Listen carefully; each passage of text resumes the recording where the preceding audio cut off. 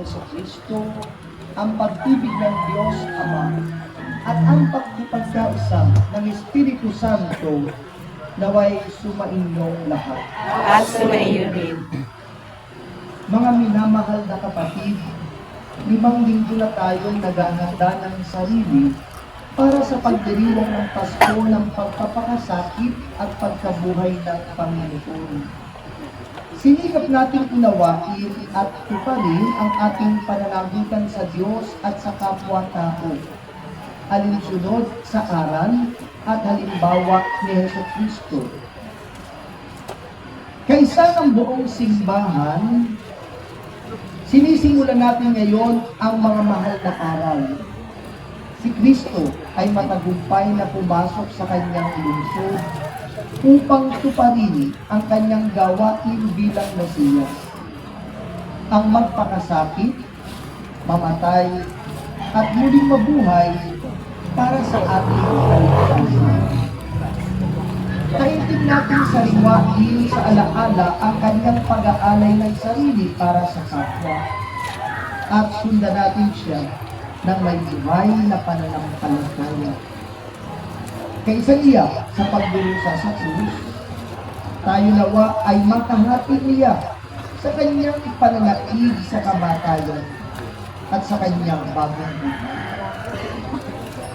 Manalangin tayo sa piling ang hindi magmamaling na lungsod ng Jerusalem na kanyang pinaghaharian kasama mo at ng Espiritu Santo magpasawalang hanggan. Amen.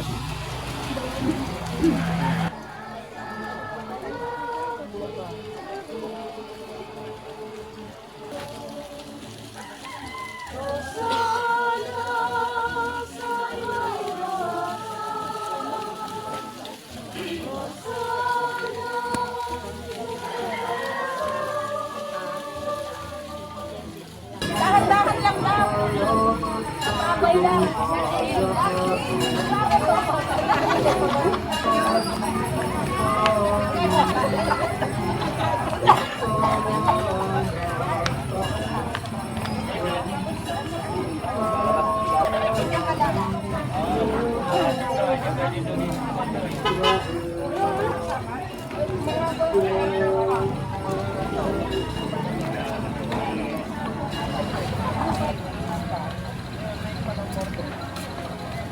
Wala akong lalagyan ng sandal doon po.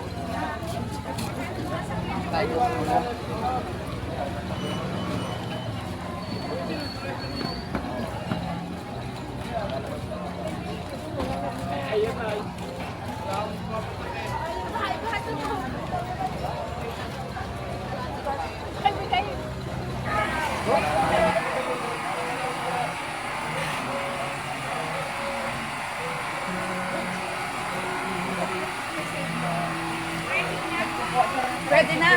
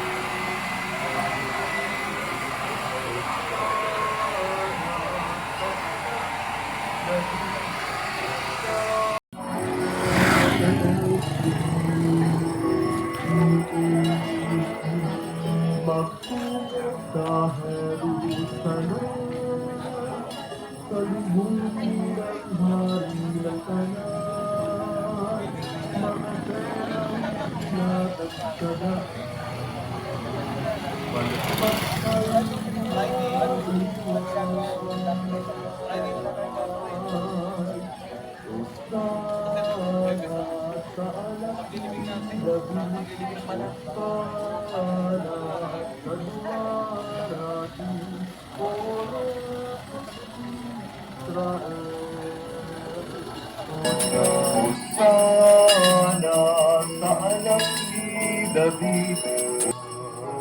Palaspas ay wagayway.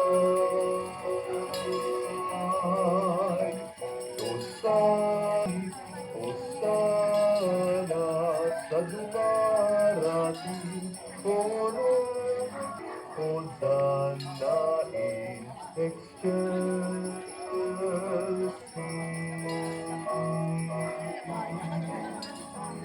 Salamat sa iyong pagdating. Salamat sa iyong paghahain. Sa iyong pag-ibig sa amin. Hosana sa anak ni David. Hosana sa dumarating.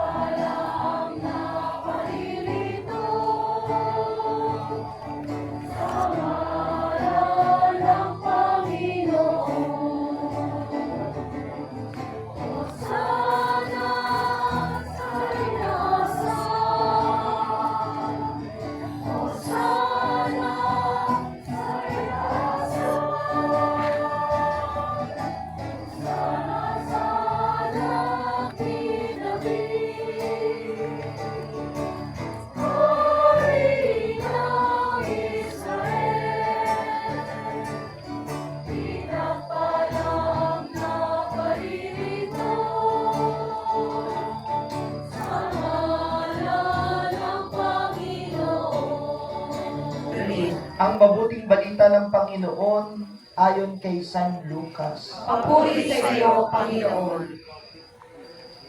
Nagpauna si Jesus patungong Jerusalem. Nang malapit na siya sa Bethphage at Betania, sa bundok na kung tawaging bundok ng mga olibo, pinauna niya ang 2 alagad. Sinabi niya sa kanila, "Pumunta kayo sa susunod na nayon. Pagpasok dooy, matatagpuan ninyo ang isang bisirong asnong nakatali. Hindi pa ito nasasakyan ni numan. Kalaganin ninyo at dalhin dito. Kapag may nagtanong kung bakit ninyo kinakalag, sabihin ninyong kailangan ng Panginoon." Kaya't lumakad ang mga inutusan at natagpuan nga nila ang asno, ayon sa sinabi sa kanila ni Jesus. Samantalang kinakalag nila ito, tinanong sila ng mga may-ari, "Bakit ninyo kinakalag iyan? Kailangan ito ng Panginoon," tugon nila. Dinala nila kay Jesus ang asno, at matapos isapin sa likod nito ang kanilang mga balabal, siya'y pinasakay nila.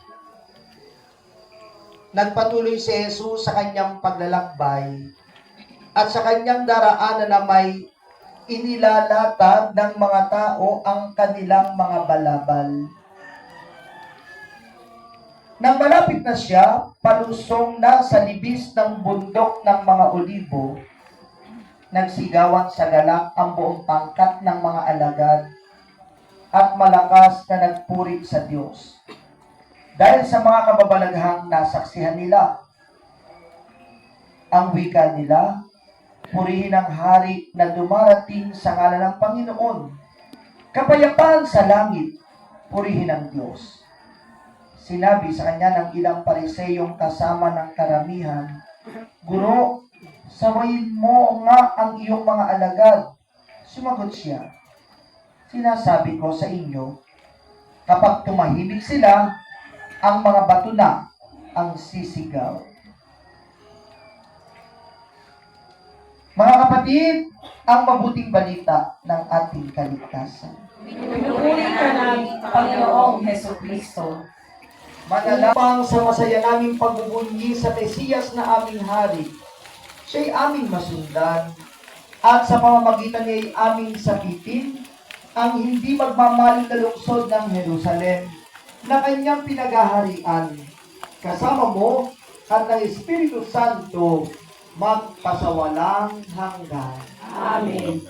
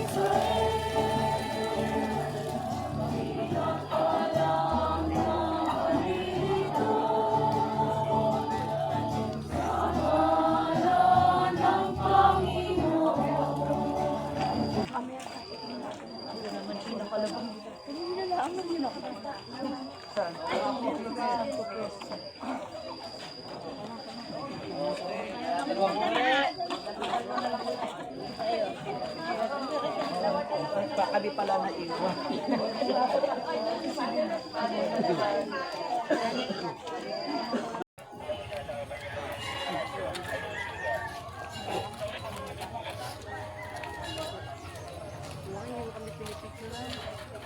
Hindi mo kami sinasama sa video. Oo.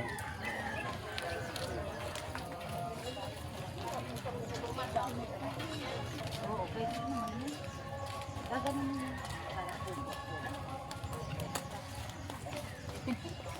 Pataas, patayo, patayo. Yaya pa ka?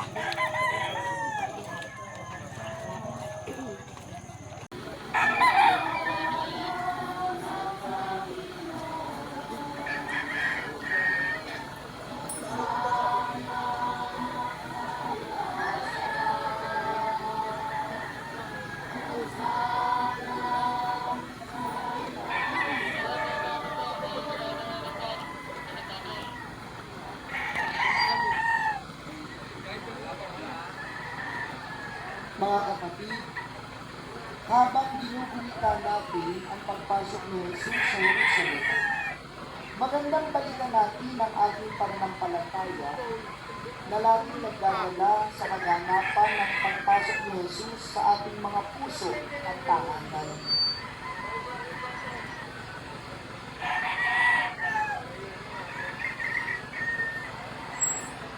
Maligaya natin siyang sinasalubo sapagkat batid natin na ang pagdating niya ay mukha ng liwanag at pag-asa sa ating buhay.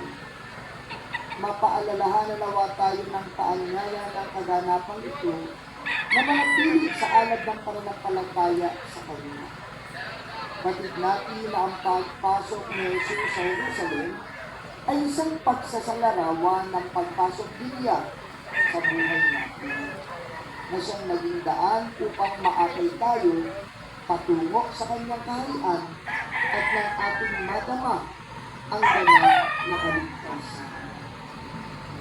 Buong puso niyang iyakap ang hirap, pagpapakasakit, kamatayan, at muling pagkabuhay upang ipakita sa ating lahat ang kanyang wagas na pag-ibig at ang pagsama niya sa atin sa kanyang ipinangakong langit. Habang hawak natin ang sarang ito, mga palaspas na pag naglaon ay matutuyo at kukupas. Mapaalalahanan nawa tayo na tayo din ay makadarama ng pagkauhaw at tanging ang Diyos lamang ang siya nating mapangahawakan at pupunok sa ating mga pagtutunan. Ama namin makapangyarihan, ang mga palaspas na ito ay iyong pagpalain at pabanalin upang sa masaya naming pagbubunyi sa Mesiyas na aming hari, siya'y aming masundan at sa pamamagitan niya'y aming sakitin ang hindi magmamaling na lungsod ng Jerusalem na kanyang pinaghaharian. Kasama mo at ang Espiritu Santo magpasawalang hanggan.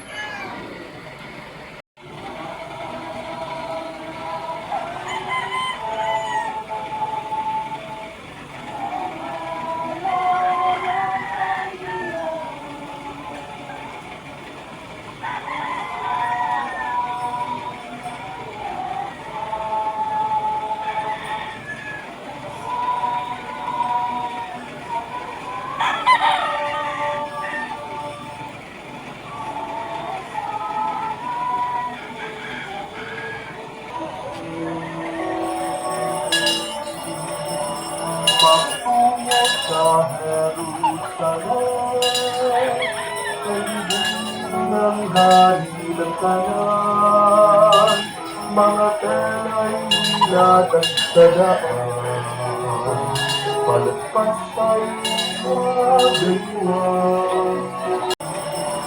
Patungo sa Jerusalem,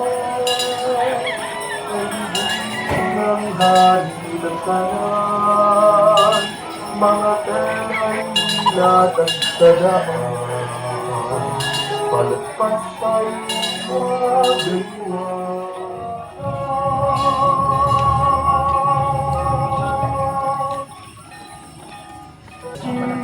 Israel, Hosanna in Israel.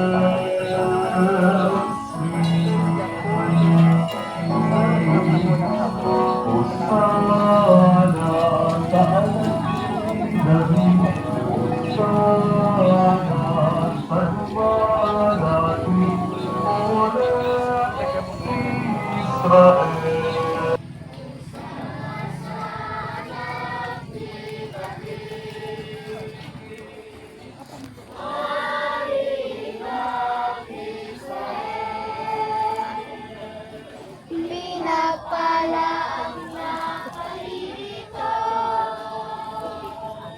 sa ngalan ng Panginoon.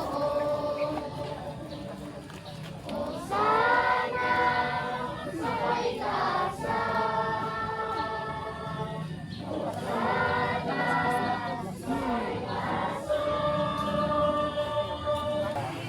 Mga minamahal na kapatid, tularan natin ang mga tao na nagbunyi kay Jesus habang pumapasok patungong Jerusalem nang may galak at buong pusong pagtanggap sa hari ng sanlibutan. Sa bawat panalangin ang itutugon po ng lahat ng malakas, o sana ang aming awit, dakilang anak ni David.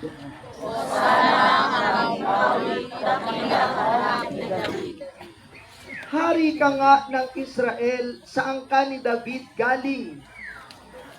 Ngayong ikay dumarating, ngala ng amang butihin, taglay mo't hatid sa amin. O sana ang awit dakilang ng David. Ang mga anghel sa langit, nagpupuring walang patid. Dito naman sa daigdig, kami ay nakikianib sa kanilang inaawit.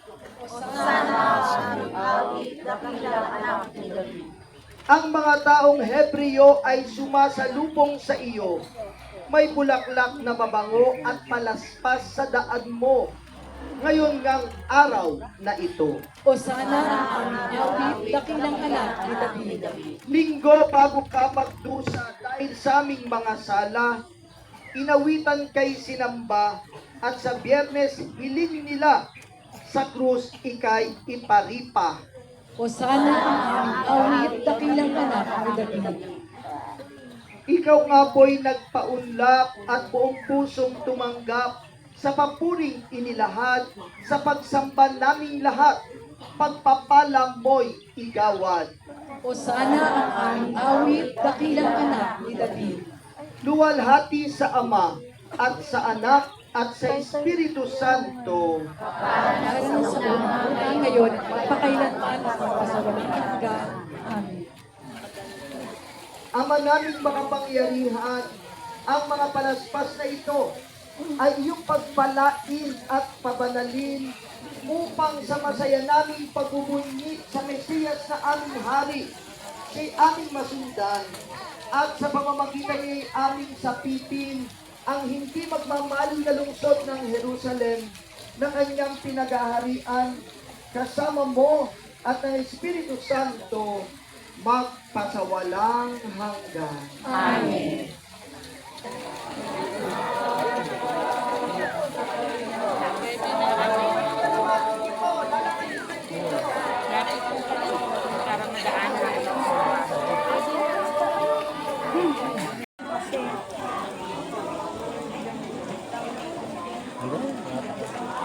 Hirap yung gamitin na namin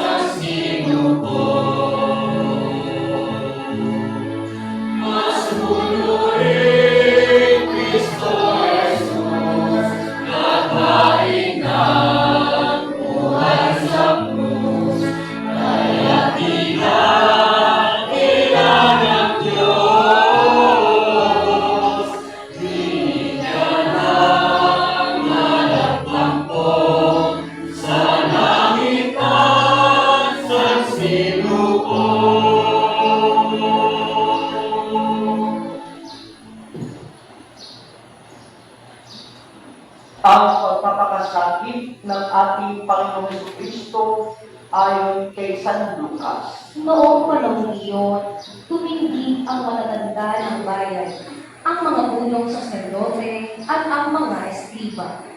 Dinala nila si Jesus kay Pilato. Sinimulan nilang paratangan si Jesus. Ang tao ay huligan ng lungsod sa aming kababayan. Mula lumagsik at nagpabawal ng kababayan ng buwis sa isa. Pinapaniwala niya ang mga tao na siya ang Kristo, isang hari. Tinanong ni Pilato si Jesus. Ikaw ba ang hari ng mga Hudyo? Tumugon si Jesus. Kayo na ang nagsasabi. Sinabi ni Pilato sa mga punong saserdote at sa mga tao. Wala akong makita kasalanan sa taong ito. Ngunit nagpilit sila at nagwika. Sa pamamagitan ng kanyang mga tuloy, inuutukan niyang maghimagsik ang buong Judea. Nagsimula siya sa Galilea at ngayon narito na. Nang marinig ito ni Pilato, itinanong niya kung taga-Galilea si Jesus. At nang malamang siya'y mula sa nasasakupan ni Herodes, kanyang ipinadala siya sa taong ito na sinabi nila. Iniligtas niya ang iba. Ililigtas naman niya ngayon ang kanyang sarili. Kung siya nga ang Mesiyas, ang hinirang ng Diyos. Nilibag din siya ng mga kawal, nilapitan at tinalok ng maasim na alak. Sinabi nila, Kung ikaw ang hari ng mga Hudyo, iligtas mo ang iyong sarili. at nakasulat sa ulunan ni Jesus sa wikang Griego, Latin at Hebreo ang ito ang hari ng mga Hudyo. Tinuya siya ng isa sa mga salarin na kabitin at ang sabi, Hindi ba ikaw ang Mesiyas? Ligtas mo ang iyong sarili, pati na kami.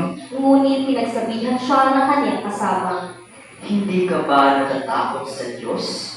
Ikaw may pinarusahan tulad niya.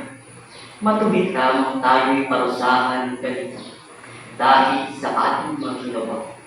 Ngunit ang tao ito'y walang ginawang masama. At sinabi niya kay Jesus, Jesus, alalahanin mo ako kapag nagkahari ka.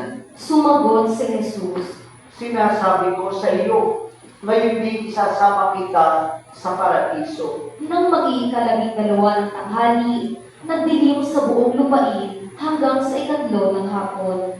Nawala ng liwanag ang araw, at ang tabing ng templo'y napunit sa gitna. Sumigaw ng malakas si Jesus.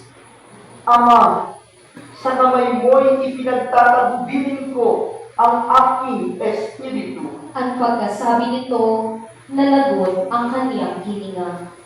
Magsilod po ang lahat. Panuin ang tao ito. Ang nangyari ito ay nakita ng lahat ng taong nagkakatipon at nagmamasid, at umuwi sila ng dinadaguhan ang kanilang dibdib. Nakatayo naman sa di kalayuan ang mga kaibigan ni Jesus, pati ang mga babaeng sumunod sa kaniya mula sa Galilea, at nakita din nila ang mga bagay na ito. Mga kapatid, ang mabuting balita ng ating kaligtasan. Pinupuri ka namin, Panginoong Jesucristo.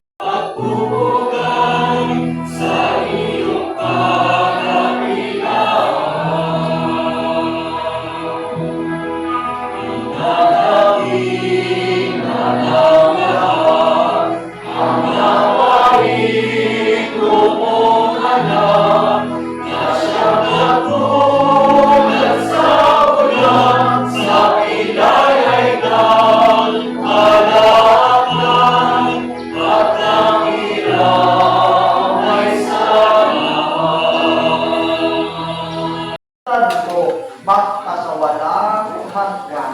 Amen. Lalapit na po kayo ng ating mga live ministro. Sumayin niyo ang Panginoon. At sumayo rin. Magpalain kayong lahat ng mga pangyayang Diyos, Ama, Anak, at Espiritu Santo. Amen. Tapos na po ang ating pagdiriwang, may tagay na kapayapaan, upang Diyos ay mahalin at paglingkuran. Salamat sa Diyos!